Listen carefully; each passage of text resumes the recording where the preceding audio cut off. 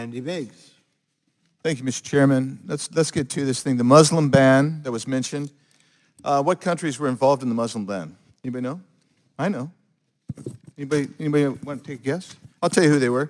Iran, Libya, Somalia, Syria, Yemen, and North Korea. Is North Korea a Muslim country? No, it is not.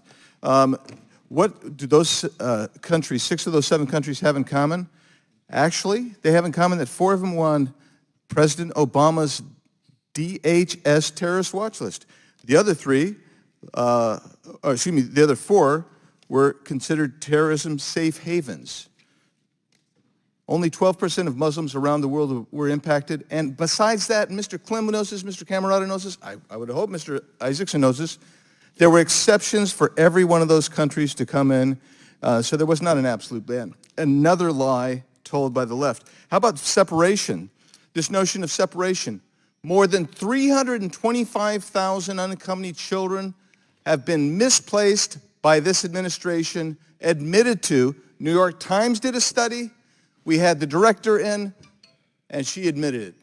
That's a separation. You know what these guys got criticized for? There's about 4,000 people, kids that were separated, and they found them all, but a few. These guys can't find 325,000, but you're not going to hear my colleagues say anything about it. U.S. crime rate is not down, contrary to what you say. And why do we know that?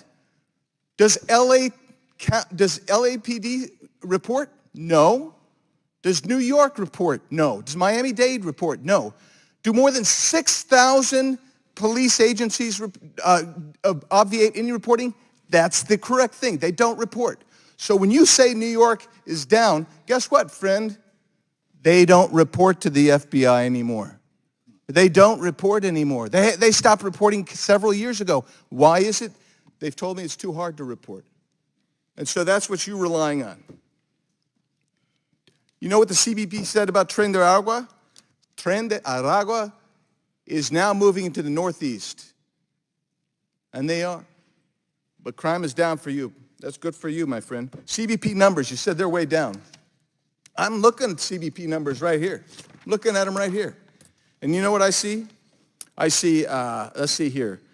August of 2023, 304,000. They're down, you're right, almost 50%. They're down to 160,000. But you know what's interesting about that? Jay Johnson, Obama's DHS secretary said, look, if you have more than 1,000 a day, you've got a crisis. Mr. Clem, is that a crisis? You've been there. How many in the last year that you were sector chief, fewer than 8,600 encounters in Yuma? Is that right? In 2020, it was just approximately 8,800 arrests in Yuma. In 2021, it went up to 114,000. And then in 2022, it went up to 312,000. So we went up to over 1,000 a day just in Yuma alone. Right. So if you take it, if you're standing on top of Mount Everest, and you come down 1,000 feet, it may look like you've really descended a whole lot, but you ain't descended back to normal. And we're nowhere near normal. And that's the lie, that statistics that you guys are rallying around. It just blows my ever-loving mind. How about the bipartisan deal, the so-called bipartisan piece of crap deal out of the Senate? Mr. Clem, I read your statement. And what did you say? You said something like this.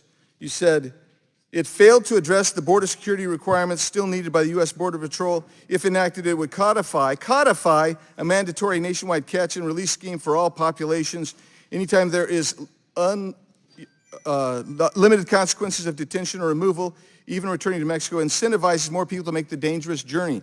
That dangerous journey, that's what's inhumane, is it not?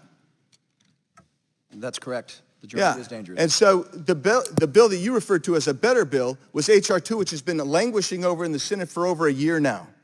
That was a bipartisan bill. That was a bill that would have made significant changes along the border. Quit lying. Let me tell you, how about CBP-1, the CBP-1 app? How is that figured in? How's that counted in? Is that counted in your encounters?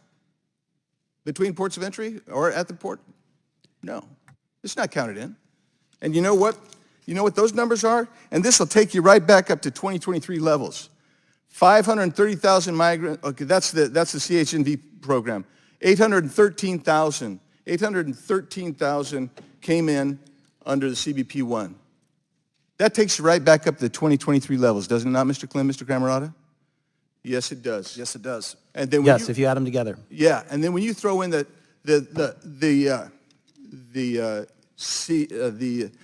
Cuba, Haiti, Nicaragua, Venezuela numbers, now you're back right at maybe even a little higher than the 23 numbers. And that's the point that none of you all want to admit.